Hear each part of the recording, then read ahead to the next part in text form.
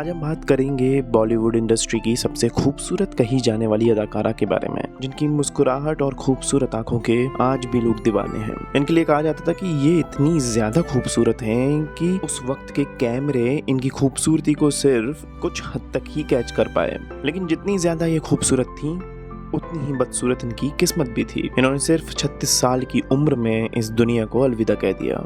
इन्हें इतनी दर्द भरी मौत मिली कि डॉक्टर भी इनके शरीर को देखकर खौफ खाया करते थे। इनकी जिंदगी का एक ऐसा राज था जिस राज ने इनकी सारी खुशियां छीन ली और आखिरी वक्त में इन्हें बिल्कुल अकेला कर दिया। आज हम जिस एक्ट्रेस की बात करने जा रहे हैं उन्हें गॉडेस ऑफ द ब्यूटी कहा जाता है। जी हाँ, हम बात कर रहे हैं मधुबाला की। मधुबाला की खूबसूरती के सिर्फ भारत में ही नहीं बल्कि विदेश में भी कई लोग कायल थे। मधुबाला को वीनस ऑफ इंडियन सिनेमा भी कहा जाता था। उनका जन्म वैलेंटाइन डे के दिन हुआ, यानी 14 फरवरी सन 1933 को। मधुबाला दिल्ली में जन्मी। उनका असली नाम मुमताज जहां बेगम था। इनके पिता का नाम अताउल्ला खां और माँ का नाम आयशा बेगम था। मधुबाला के 11 भाई बहन थे और वो 5वें नंबर की थीं। मधुबाला के पिता तंबाकू बनाने वाली फैक्ट्री में काम करते थे, लेकिन किसी कारण से उनकी ये नौकरी छूट गई और वो दिल्ली आ गए। अब उन्होंने अपने परिवार को पालने के लिए काम की तलाश शुरू कर दी। घर के हालात इतने खराब थे कि 2 वक्त की रोटी जुटा पाना भी मुश्किल था।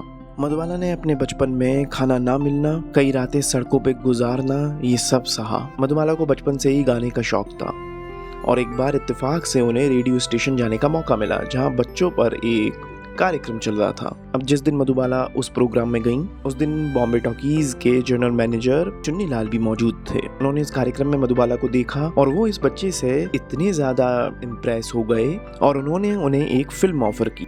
इस फिल्म में वो एक छोटी सी बच्ची की तलाश कर रहे थे। उन्होंने मधुबाला को बॉम्बे टॉकीज की मालकिन देविका रानी से भी मिलाया। देविका को मुमताज यानी कि मधुबाला बेहद पसंद आई और इस तरह मधुबाला को बतौर चाइल्ड आर्टिस्ट पहली फिल्म मिली। इस फिल्म के लिए मधुबाला को 150 रुपए पर महीना मिलने लगा। अब ये फिल्म सुपरहिट भी रही। इसके बाद अताउल्ला खान अपने परिवार को लेकर बॉम्बे शिफ्ट हो गए। अब अताउल्ला खान नन्ही सी मधुबाला को लेकर बॉम्बे में स्टूडियो के चक्कर लगाने लगे और एक दिन उनकी मेहनत रंग लाई और रंजीत स्टूडियो ने नन्ही सी मधुबाला को 5 फिल्मों के लिए साइन कर लिया। इस तरह मधुबाला का सारा बचपन फिल्मों में काम करने में बीता। इसके साथ उन्होंने अपने परिवार की जिम्मेदारी उठा ली, लेकिन इस वजह से उन्हें स्कूल जाने का मौका नहीं मिल पाया। उनके पिता ही उनके मैनेजर बन गए और बड़े होते होते मुमताज बन गई मधुबाला।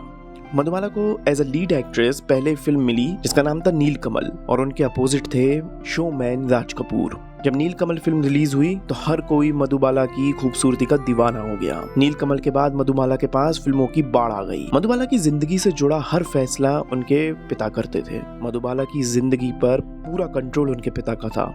इस चक्कर में उन्होंने बिना सोचे समझे कई फिल्में साइन कर ली, जिस कारण से मधुबाला की कई फिल्में फ्लॉप भी हो गईं। मधुबाला के पिता ज्यादा से ज्यादा पैसा कमाना चाहते थे, लेकिन मधुबाला ने हार नहीं मानी और एक दिन उनकी किस्मत ने एक बार फिर करवट ली। साल 1949 में उनकी एक फिल्म आई महर। इस फिल्म को डायरेक्ट किया था मशहूर डायरेक्टर कमाल अमरोही ने। ये फिल्म जबरदस्त हिट रही। इस फिल्म से ही उनका नाम मुमताज बेगम से बदलकर मधुबाला हो गया। इसके बाद 1950 में उनकी फिल्म आई बादल।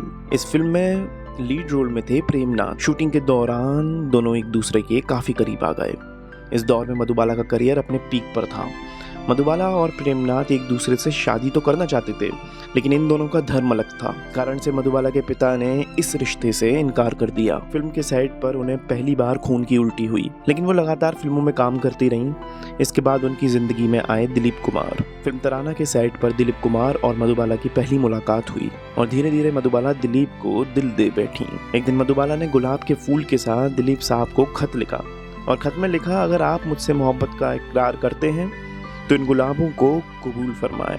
दिलीप साहब ने भी मुस्कुराकर मधुबाला की मोहब्बत कबूल कर ली। दिलीप कुमार अक्सर उनसे मिलने शूटिंग पर जाया करते थे। चारों तरफ इन दोनों के प्यार की चर्चाएं होने लगी और सब कुछ बहुत अच्छा चल रहा था। के आसिफ ने इन दोनों को साल 1950 में अपनी फिल्म मुगले आजम के लिए साइन कर लिया। इन दोनों की सगाई भी हो चुकी थी।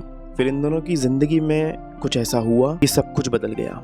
साल 1956 में बी.आर. चोपड़ा ने फिल्म नया दौर के लिए मधुबाला और दिलीप कुमार को साइन किया। फिल्म की शूटिंग शुरू हो गई।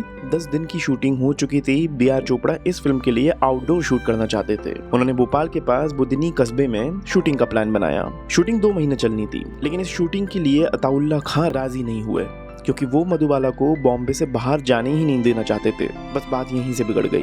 गुस्से में आकर बी आर चोपड़ा ने मधुबाला की जगह वैजयंती माला को साइन कर लिया। इस सब में दिलीप कुमार ने बी आर चोपड़ा का साथ दिया और उन्हें लगा कि अताउल्ला खान अपनी बेकार की जिद की वजह से मधुबाला को बाहर नहीं जाने दे रहे। बात कहीं खत्म नहीं हुई। अताउल्ला खान फिल्म की शूटिंग रोकने के लिए बी आर चोपड़ा पर केस कर बैठे।